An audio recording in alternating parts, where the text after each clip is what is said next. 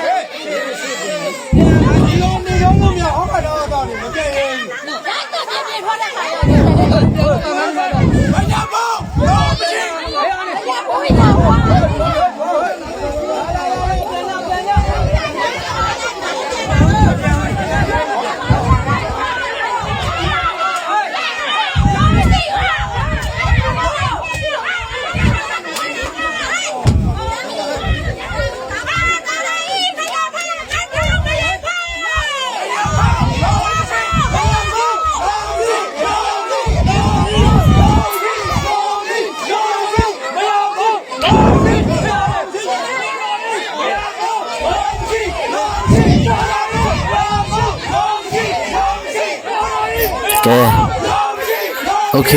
ဒီကြားလေးကိုပြပေးမယ်ပေါ့နော်ဆိုတာကဒီဗီဒီယိုဖိုင်လေးမှာဆိုလို့ရှိရအခုတလောမှာ social media မှာဒီဗီဒီယိုဖိုင်ကအရန်ကိုမှပြန့်နှံ့နေတယ်ပေါ့နော်အရန်ကိုမှပြန့်နှံ့နေတယ်ဆိုတော့ဘာကြောင့်ဒီလိုမျိုးဖြစ်ရလဲတချို့တွေကြတော့လဲ main ကလေးကနေထိုင်မတန်းလို့ဖြစ်တယ်အဲ့လိုမျိုးပြောဒါအဲ့လိုမျိုးတစ်ဖက်သက်ပြောလို့မရပါဘူးပေါ့နော်တစ်ဖက်သက်ပြောလို့မရပါဘူးတစ်ဖက်သက်ပြောလို့မရဘူးဆိုတာကဘာဖြစ်လို့အဲ့လိုမျိုးပြောရတာလဲဆိုတော့စဉ်းစားကြည့်မယ်အားလုံးပေါ့နော်ဒါကြောင့်မလို့ကျွန်တော်တို့ရဲ့မြန်မာနိုင်ငံကြီးမှာကလည်းပညာရေးပိုင်းကအရန်ကိုမှနေတာအားကြီးတော့တချို့တွေဆိုလို့ရှိရင်လည်းဂျင်းထဲတာတွေကိုအများကြီးခံစားနေကြရတယ်ပေါ့နော်ဆိုတော့ဒီပြဿနာမှာမိန်းကလေးကအနေမတက်လို့ပြောတဲ့သူတွေလည်းတည်ချာလေးပြန်ပြီးတော့စဉ်းစားကြည့်ပေါ့နော်ကျွန်တော်တို့ကြားဘူးသလောက်လေ့လာရတဲ့လောက်ကိုကျွန်တော်ပြောပြရမယ်ဆိုရင်ကျွန်တော်တို့ခေါင်းထဲမှာမြတ်စွာဘုရားဖြစ်ဖို့သူတရားကျင့်ကြံနေတဲ့အချိန်ခါမှာဆိုလို့ရှိရင်မကောင်းဆိုးဝါးတွေကလာပြီးနောက်ရှစ်ဖြစ်စီတွေအများကြီးပဲတဲ့ပေါ့နော်အများကြီးပဲ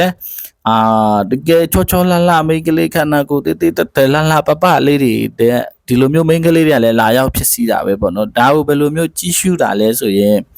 ကျွန်တော်တို့ဒီကောဓမမြတ်စွာဘုရားကဒါတွေကဘလောက်ပဲဟိုဖြစ်နေအပုတ်ကောင်တွေပဲပေါ့နော်အဲ့ဒီလိုပုံစံမျိုးရှုစားပြီးတော့တရားထိုင်အောင်မပြတ်အောင်အဲ့လိုမျိုးကိုယ့်ရဲ့ကိုချင်းတိတ်ခါကိုယ့်ရဲ့ဒီဝင်းနီးတော်တွေကိုဒါထိမ့်သိမ်းခဲ့တာပဲပေါ့နော်ဘာမှမဆိုင်ဘူးပေါ့နော်အခုဖြစ်တဲ့ဥစ္စာကပြောရရင်ဘယ်လိုပဲဖြစ်ဘုံကြီးကမကောင်းလို့ဖြစ်တာဒါပြောရင်ဘုံကြီးကိုယ်တိုင်ကမားလို့ဘုံကြီးကိုယ်တိုင်ကလှုပ်လို့ဒီပြဿနာကဖြစ်တာတကယ်ဒါဘုံကြီးတာဝင်းနီးတော်နဲ့ကိုင်းညောင်နေတယ်ဆိုလို့ရှိရင်ဘယ်လိုသူမဘယ်လိုမိန်းကလေးဘယ်လိုတကာမဒီလိုမျိုး